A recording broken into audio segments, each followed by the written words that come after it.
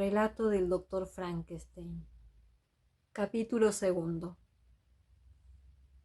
Crecimos juntos. Apenas si nos llevábamos un año, y no creo necesario indicar que nunca tuvimos un desacuerdo ni una pelea. La armonía era la base de nuestro compañerismo, y la diferencia y el contraste que existía en nuestros respectivos caracteres, en vez de separarnos, nos unían más aún. Elizabeth tenía un temperamento más tranquilo e introvertido que el mío. Sin embargo, pese al ardor que me poseía, yo era más capaz de concentrarme y mi deseo de conocimiento era más intenso que el suyo. Ella amaba las elevadas creaciones de los poetas y encontraba mucho material de asombro y admiración en los impresionantes paisajes suizos que rodeaban nuestra casa.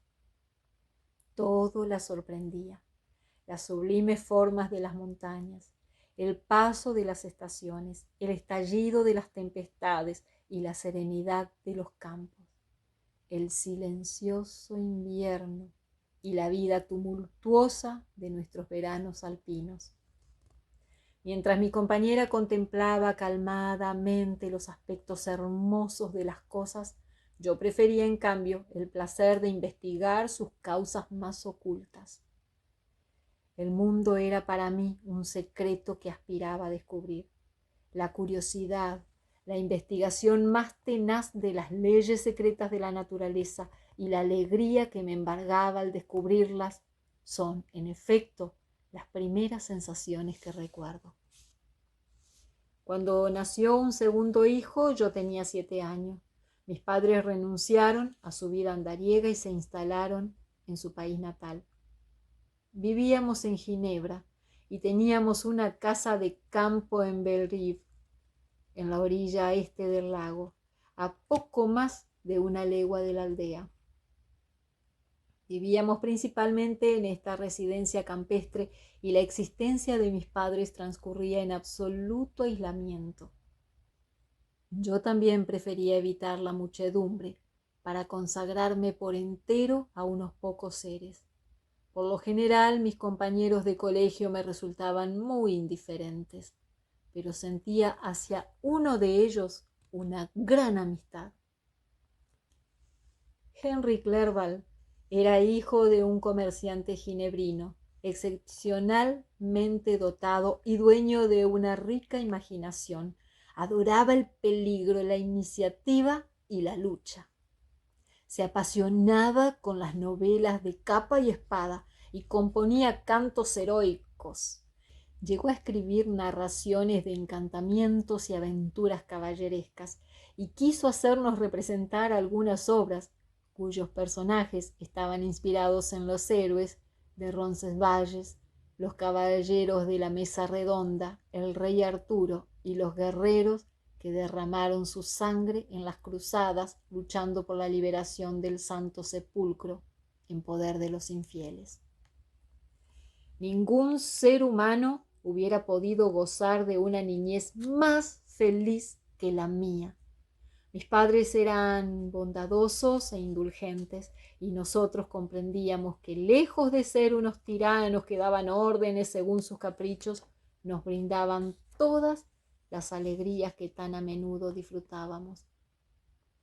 Cuando veo a otras familias, me doy cuenta de la inmensa fortuna que tuve en mi infancia y una inexpresable gratitud se une a mi amor filial.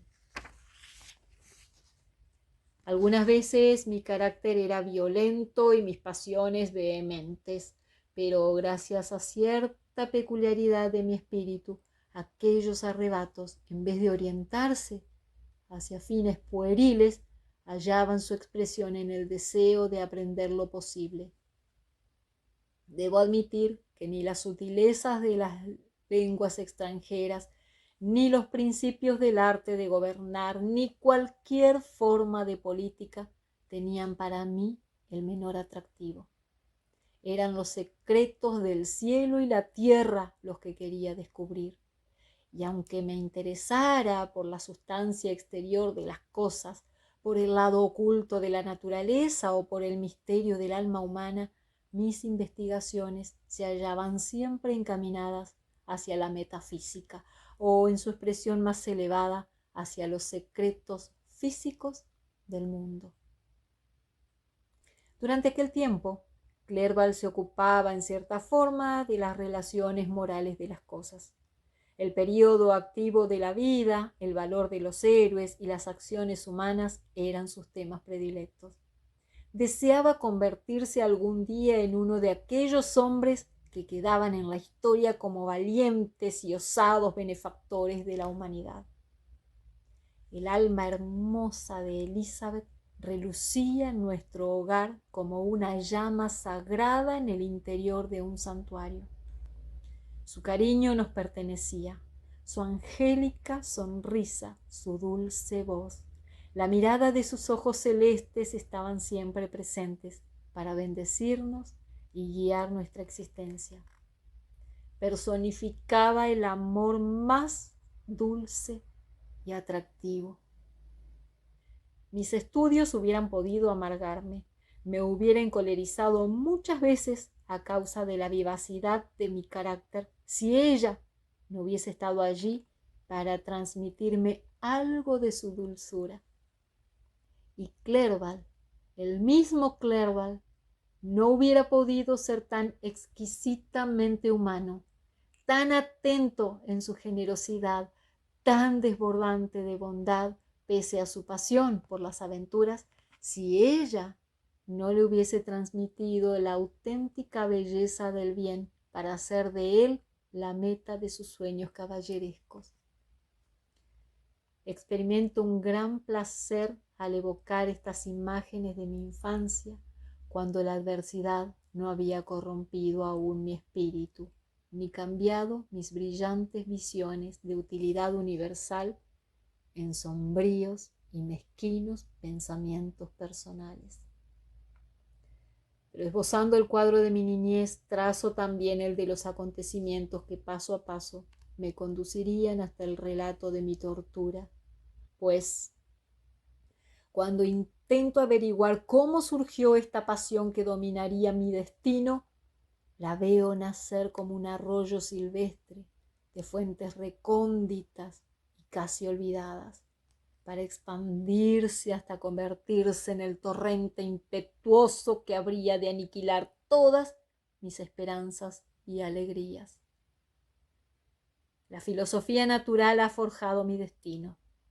Es preciso, pues, que le explique los hechos que determinaron mi preferencia por esta disciplina.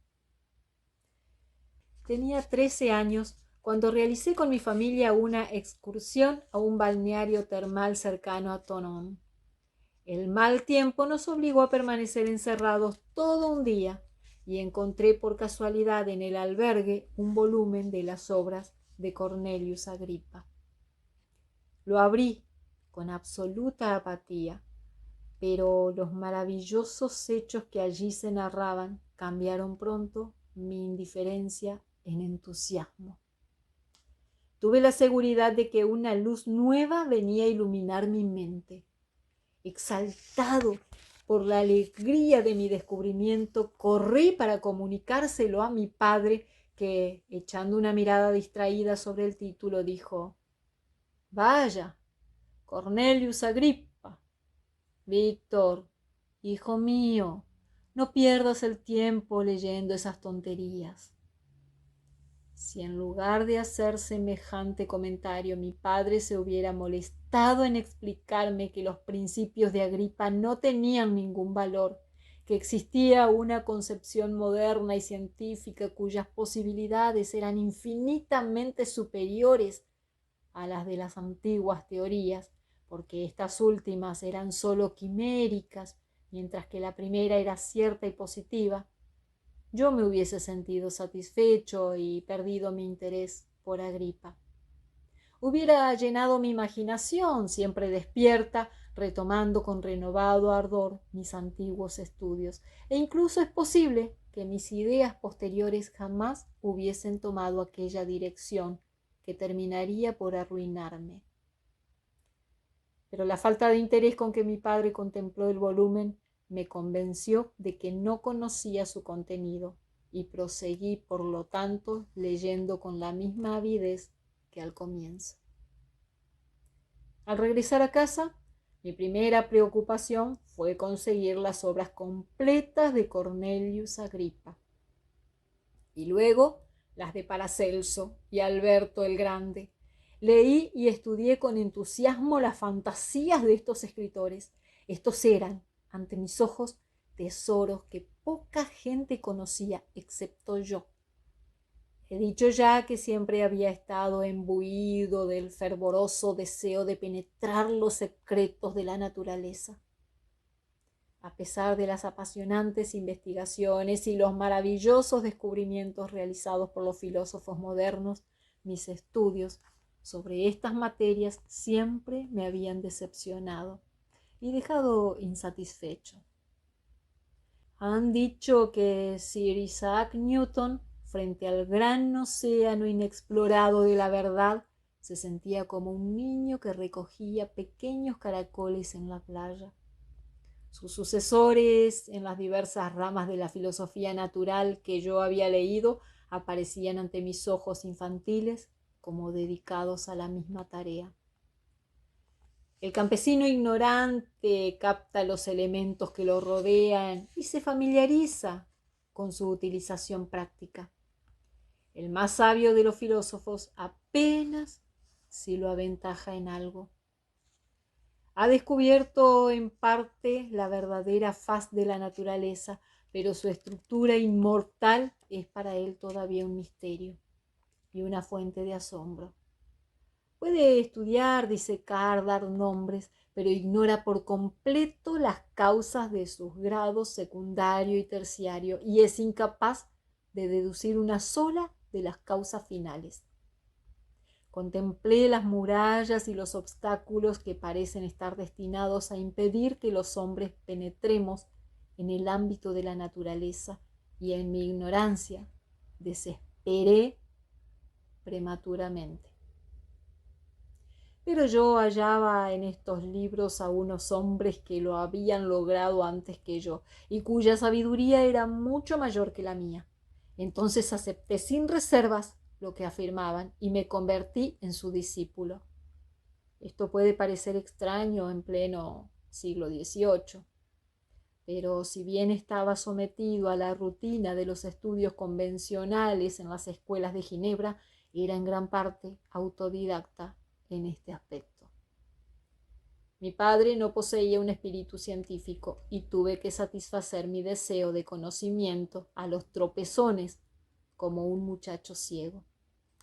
Conducido por los nuevos maestros que había elegido, partí lleno de ardor a la búsqueda de la piedra filosofal y el elixir de la vida. Centré pronto todo mi interés en este último. La riqueza no era, a mi entender, más que una meta inferior, pero qué gloria obtendría con mi descubrimiento si conseguía liberar al organismo humano de la enfermedad y hacer del hombre un ser invulnerable a todo, menos a la muerte violenta. Consideraba también otras posibilidades. Provocar la aparición de fantasmas y diablos era algo que mis autores creían fácilmente realizable y que deseaba conseguir con todas mis fuerzas. Como es lógico, mis encantamientos quedaron sin efecto, pero yo atribuí aquellos fracasos más a errores debidos a mi inexperiencia que a falta de veracidad en las teorías de mis educadores. Fue así como por un tiempo me entregué a los sistemas alquimistas, mezclando como un inexperto multitud de datos contradictorios, pataleando desesperadamente en un auténtico mare magnum de disparatados conocimientos, impulsado por una imaginación desenfrenada y un razonamiento infantil. Todo siguió igual hasta que cierto incidente vino a dar un nuevo rumbo a mis teorías. Tenía alrededor de 15 años cuando, estando en la casa de Bellerive, presenciamos una tempestad de increíble violencia. Había franqueado la cordillera del Jura y los truenos parecían retumbar en todos los rincones del cielo. Mientras duró la tormenta, observé su fuerza imponente, absorto y admirado. Y desde el dintel de la puerta vi de pronto cómo un torrente de fuego alcanzaba a un viejo roble que se erguía a unos 20 metros de la casa. Cuando el deslumbramiento causado por el estallido se hubo disipado, me di cuenta de que el árbol había desaparecido. No era más que un tocón carbonizado. A la mañana siguiente nos aproximamos para contemplarlo mejor y descubrimos que el roble había sido mutilado de modo peculiar. El choque no lo había hecho volar por entero, sino que lo redujo a pequeñas astillas de madera. Nunca había visto algo tan destrozado.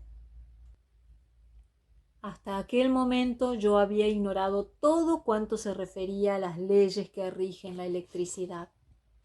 Quiso el azar que un hombre muy versado en filosofía natural se hallara aquel día con nosotros e interesadísimo por el fenómeno comenzó la exposición de una teoría que había desarrollado sobre la electricidad y el galvanismo, que era para mí a la vez nueva y asombrosa. Lo que nos explicó tuvo la virtud de relegar considerablemente a Cornelius Agripa, Alberto el Grande y Paracelso, los antiguos maestros de mi imaginación. La desmitificación de mis ídolos vació de interés mis habituales experimentos. Me parecía que ya nada podía descubrirse. Por uno de esos caprichos del espíritu a los que sin duda somos más vulnerables en la juventud, abandoné todas mis antiguas actividades. Consideraba que la filosofía natural y cuanto la rodeaba no era más que una creación deforme y rudimentaria. Aquella pretendida ciencia, pensaba yo, jamás podría superar el nivel más bajo del auténtico conocimiento. Y movido por aquel estado de ánimo, me lancé hacia las matemáticas y las ciencias que se relacionaban con ella, pues era evidente que aquellas materias estaban basadas en fundamentos ciertos y eran, por lo tanto, dignas de mi consideración. Esto prueba la extraña naturaleza de nuestras almas y demuestra hasta qué punto estamos atados a la prosperidad o a la ruina por lazos tenues. Cuando miro hacia atrás, creo descubrir, en el cambio casi milagroso que experimenté, la forzosa inspiración de mi ángel guardián. Era el último esfuerzo de mi espíritu de conservación para evitar la tormenta que ya se divisaba en los astros, dispuesta a desencadenarse sobre mí. Al abandono de mis antiguos estudios, siguió un sosiego, una calma espiritual que me libró de los tormentos que acompañaban mis anteriores investigaciones. De ese modo, aprendí a asociar la idea de desgracia con la prosecución de mis experimentos y la de felicidad con su abandono. Fue un considerable esfuerzo para conducirme hacia el bien, pero resultó ineficaz. El destino es muy poderoso y sus leyes inflexibles habían decidido mi destrucción, que fue terrible y total.